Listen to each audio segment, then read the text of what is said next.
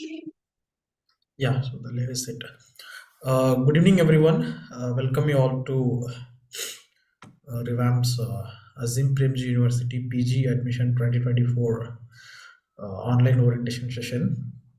We are sorry we could not able to process with the scheduled date. Uh, Today we have Nagnath and Srikala with us.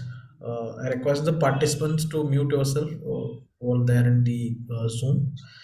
When it is needed, you can unmute and ask the queries as Nagnath will begin the session. Those who are watching in the YouTube live can comment your questions in the chat box. So meanwhile, our speakers can share their views on it. So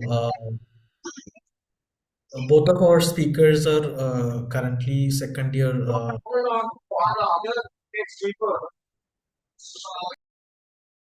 They are pursuing their masters in Azim Premji University, Bangalore. So Azim Premji University, Bangalore has two campuses. One is in Bhopal and another one in Bangalore. So they will be briefly discussing about the admission procedure and what are all the courses are there, and then what are all the scholarships or fellowship opportunities, and then the scope. Welcome our speakers. Now, Nagnath, yeah, you can take it forward. Uh, Hi and good evening, everyone. I am Nagnath. I am doing my master in Azim Premji University, Bangalore, in public policy and governance, and I'm in second year, last semester. So first, I will thanks to Revamp for giving me this opportunity to introduce you the admission process of Azim Premji University. I will share my screen with you.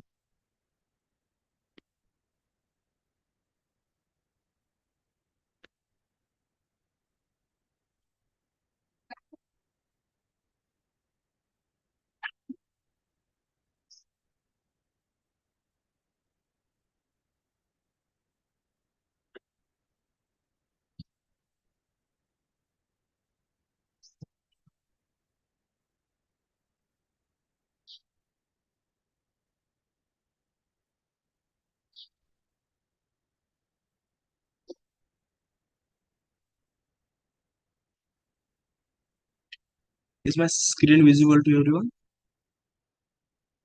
Yes. Can you make it full screen?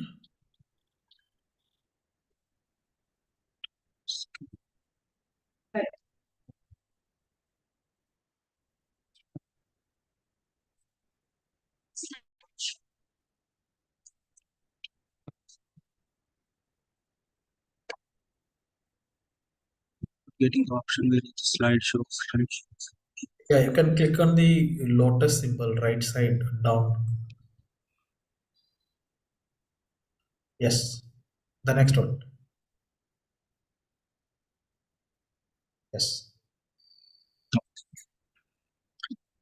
So in this session, I will briefly introduce you about the programs, what are the programs that this university is offering you, and about admission procedure, what are the steps that this university takes to give you admission, like interview and MCQ based test.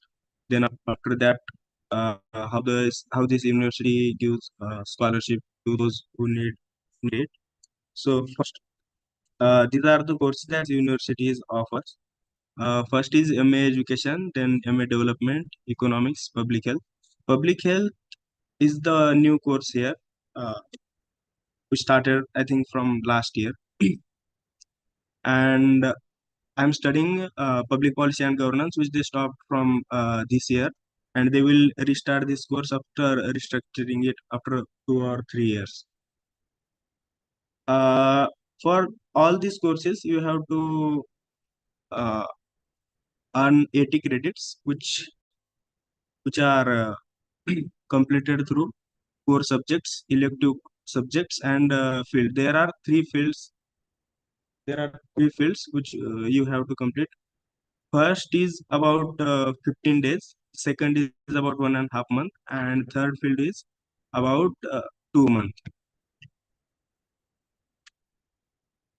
Core courses are the courses that university mandates to you that you should complete. You must complete these courses, and electives are the optional based subjects that you can choose between these multiple subjects. So this is about admission timeline. First round is already done. Now we are in second round. If you want to apply, then 9 February is the last date to apply, and national entrance test is scheduled on 10 March. And personal interviews will be held in April. And after that, if you get selected in this interview and entrance test selection procedure, then you will get admission offer letter.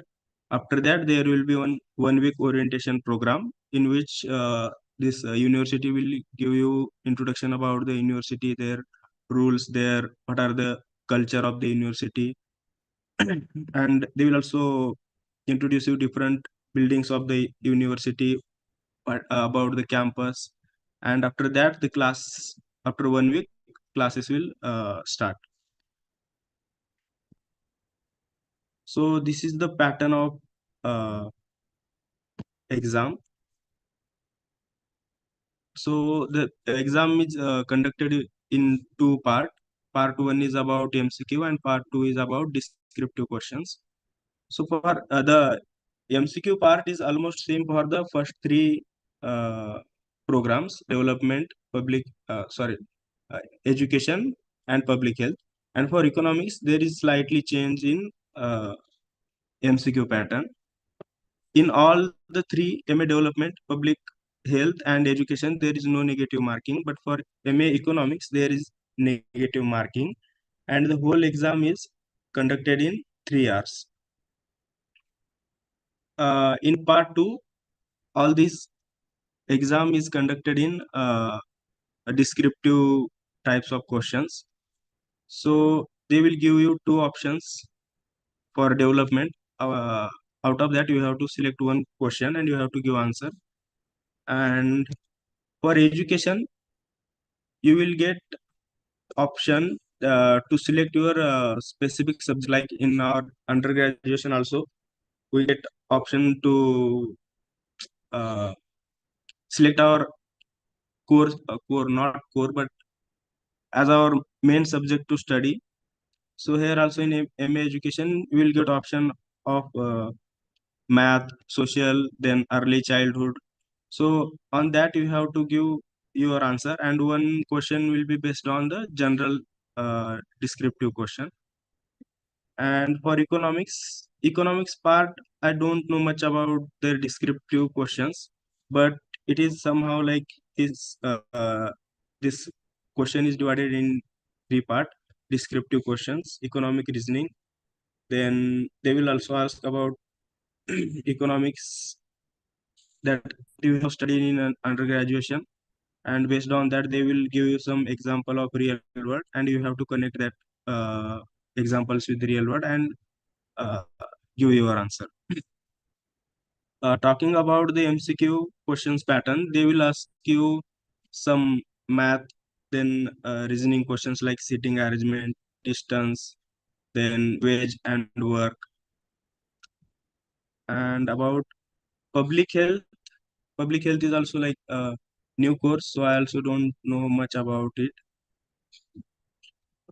Then all these exam specific courses and their exam pattern, if you are interested on specific area of this uh, program, then we can conduct specific lecture on the specific subject. Then after, if you get selected in the entrance test, then you will get call letter for interview. For that you will need laptop or mobile with good connection. So based on that, the interview will be conducted, and these are some basic questions that the interview will ask, like why you are choosing this field, why, what was your undergraduation subject, and why, if undergraduation subject is different from your suppose you are choosing for development, program. Then they will ask why you are shifting from this subject to this. Then they will also ask about what you know about this program, then why this university. So based on that, you should prepare before appearing to the interview. Then you get selected in the interview also. Then final procedure is about scholarship. So for that, they give need-based final assistance. Need-based final assistance is about they will divide that scholarship into percentage like 25%, 50%, 75% of scholarship. If your income is a bit below 2.5 lakh, then they will give 100% scholarship, which is food, accommodation, and academic scholarship. For that, you have to give your last year's bank passbook transaction slip. Then, who is the major person in your family that earning? And after submitting the document, university will give this document to third party. And after the examination of all the documents, if they found that all documents are right, then they will give you the scholarship. And there is fee waiver for working professionals who has 2 years of masters, 2 years of work experience, 2 or 3 years of work experience. Then they will get 50% of your on tuition fee. And if you are not getting full scholarship, then the cost of this university will approximately go beyond 5 lakh, 5 including field visit. It will be 5 and 5.5 lakh. So this is all from my side. If you have any questions based on that, please ask.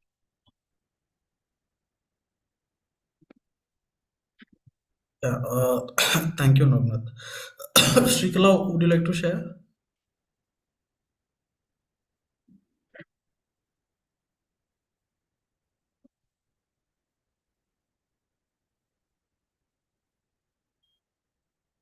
Srikala, are you there?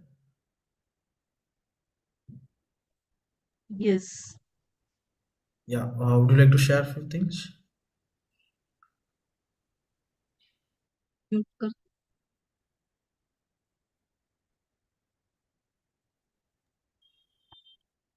Yeah, one minute.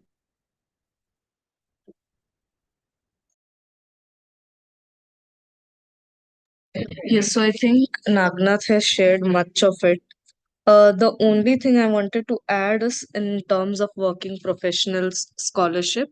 So just in case, even after your experiences, you claim that you do not have enough savings or you do not have a good family income, then in that case, you might be considered for a 100% scholarship as well. It depends from case to case basis. So even if your family income might be extremely less, but you have financial support otherwise, it and if the third party finds it out, then you might not be eligible for a 100% scholarship in that case. So scholarship is taken at APU case by case basis.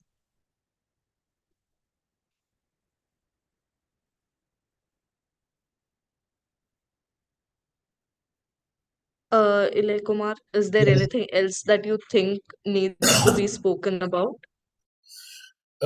Yeah, so likely Azim Premji University has been considered as one of the private university. So why does somebody has to choose Azim Premji University rather than going to any other central universities?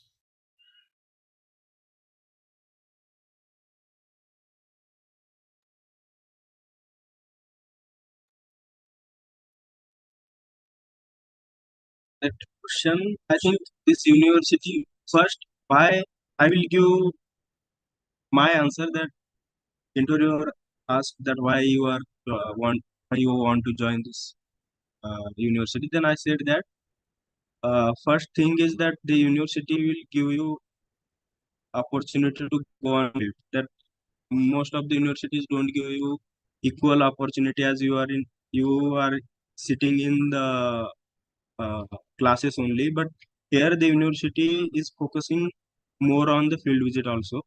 And the second part is for those who don't have good economic background, then this university gives you scholarship, which most of the universities are not doing. So that was the two reason I think was the best reason for me.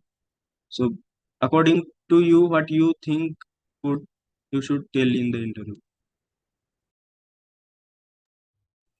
Yeah, so Okay. what I asked is not about the interview perspective. In general, as a early career student, per se, uh, after completing my undergraduation, I'm looking for a better job and joining as a private university. So how this will work? How as a private university choosing will work?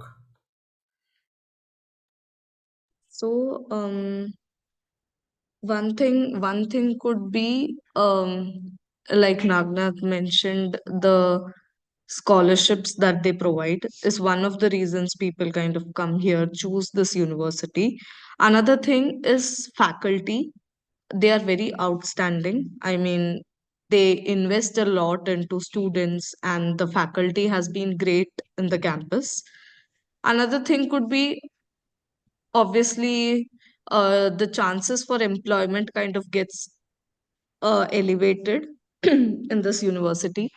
So you get better opportunities. You get a lot of subject specifications here, like Nagnath mentioned early in the presentation, that because I am from MA education, I would like to speak more on that. MA education offers a lot of specializations in early childhood, in social sciences, in science, math. So a wide range of subject specification kind of helps you for a lot of professions in areas of curriculum development, in areas of a pedagogue. Uh, you can widen your scope through specifications, or else it also gives you a generic picture of education.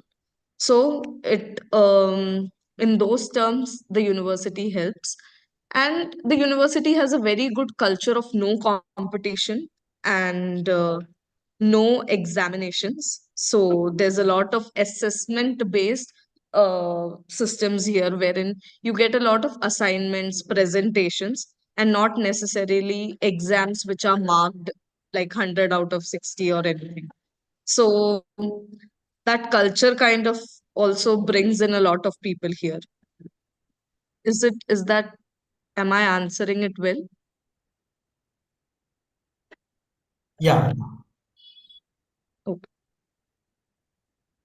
So yeah, so this university is like a great space for you to come after your UG, or even after you have completed one PG, or you have got many years of work experience, because it introduces you to a lot of theory, and also at the same time gives you a lot of practical exposure.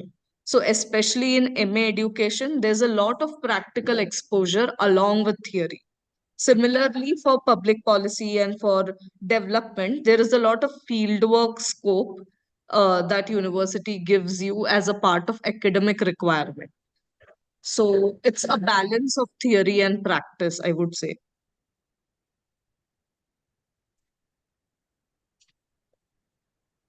Okay. Yes. Uh, and also about the students who don't have good educational background in their undergrad or before that, if you just got selected in the entrance and interview, the university will give you before joining the uh, uni- before joining this university, or before starting the classes, they will give you one month uh, training program. If your English is not good, or if your reading is not good, then they will give this early training program, which I think other universities are not providing.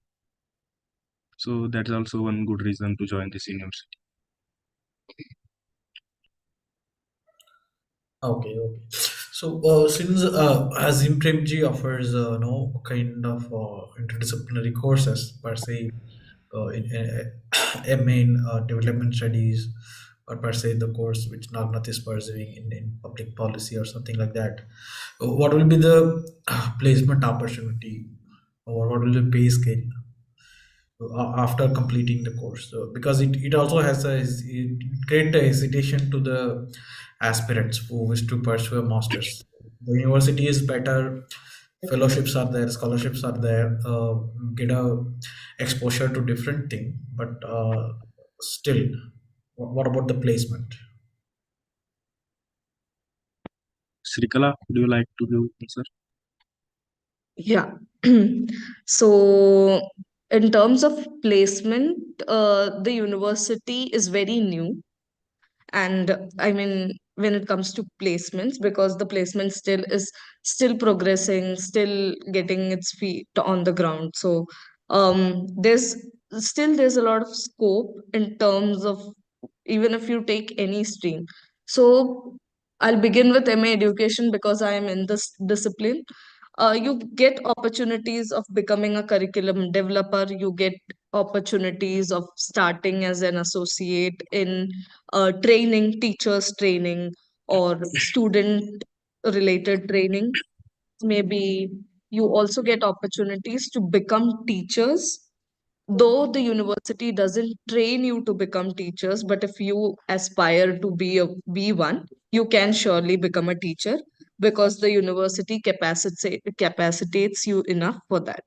So teacher, curriculum developer, school leader, and then school assistant school leaders, lead teachers who kind of direct other teachers, and then you also get a lot of research opportunities, research in the area of education, research in public policy, research in developmental schemes and other things. Even as a development student, you kind of become project coordinators, program coordinators for different work areas like health, like social work. um, in terms of education, you can become a project coordinator for education after pursuing MA education as well as after doing a development studies masters. And in terms of people who are doing public policy and research, public policy, they have research opportunities, and they also have research design opportunities or solution leads. So the Now, placements are currently going on. now, So there's yeah, a lot now, of but now opportunities. there is no public policy course. So, Yeah, so there's no public policy course, but organizations that work in the space of health, uh, women's health, children's health, or community health. So there's a lot of scope for public health people to get into those positions where if at all they desire to be a part of health. Other which wise, there are opportunities in education sector that intersectional courses can also take up, like at program manager level, at program designing level. So, on these levels, as associates, one can begin with. And if a person is coming with experience, they can surely go in for a program manager role or a lead role in any discipline. So, development studies kind of offers you a wide range of exposure. So, you can join into intersectional departments also, like a development person can join education, health, or any other sector as well. But economics has a little lesser opportunities compared to these courses when it comes to taking up intersectional um, positions, because there are certain research positions specifically for economic students, certain finance related research. So all those kind of institutions or organizations seek MA economic students.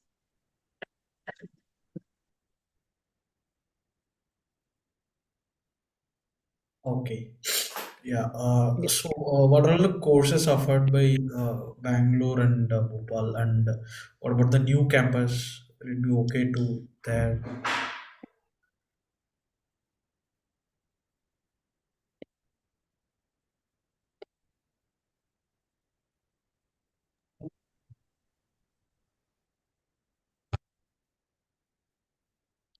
About Nagnath, would you take it yeah, up? uh, what was your question? That what is about new Uh, I think it was about what courses Bangalore campus offers and what are the courses offered at Bhopal campus. I Am I think right? Bhopal camp. Yeah, yeah, yes. And how the new campus works, like will it be really worth to study there? Okay, so about new campus, I'll just beginning notice. We aren't much exposed or much told about the new campus as such. So it's just in its initial stage, and some of us know better than others. It's that kind of a situation. So maybe Nagnath can go ahead.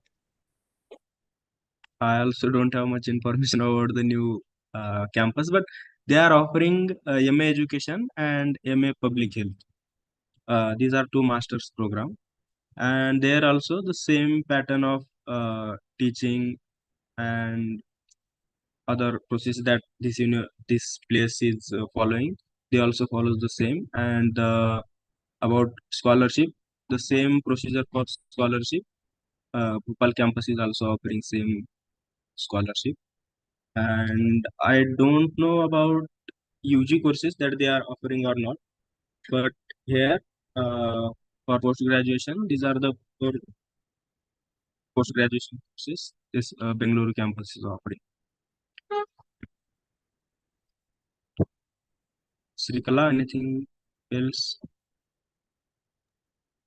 No, I think it is same because the Bhopal campus is still in its opening phase, and there's a lot more additions yet to happen in the campus. But Bangalore campus is comparatively a more set up campus, though it is very new. Even the Bangalore campus, this campus is very new. It just began like a academic year back for us. So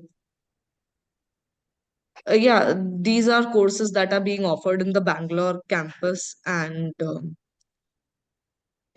process is same for both the campus so far.